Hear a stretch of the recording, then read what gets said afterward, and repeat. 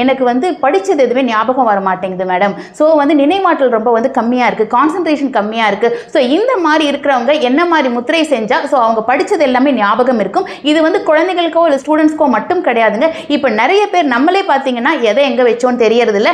அதே மாதிரி வந்து சில விஷயங்களை வந்து இப்போ நம்ம வந்து ஞாபகப்படுத்திக்க ரொம்ப வந்து கஷ்டமாக இருக்குது. நம்மளோட லெஃப்ட் பிரெயின் அண்ட் ரைட் பிரெயினோட கோஆர்டினேஷன் சரியாக இல்லாதது தான் இதோட மெயின் ரீசனே நம்ம சொல்லலாம். ஸோ இது ரெண்டு பிரெயினோட கோஆர்டினேஷனை நம்ம வந்து சீர் செஞ்சு பேலன்ஸ் பண்ணக்கூடிய ஒரு அருமையான முத்திரை இருக்குங்க. அது பேரு தான் ஹாக்கினி முத்திரை அப்படின்னு சொல்லுவாங்க.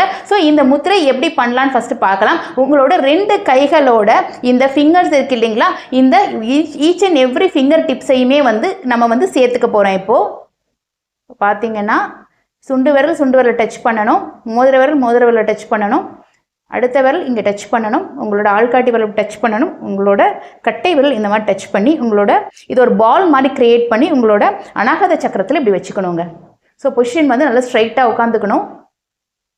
ஸோ அப்படியே கண்களை மூடி நீங்கள் அப்படியே ஒரு கவனிக்கணும்.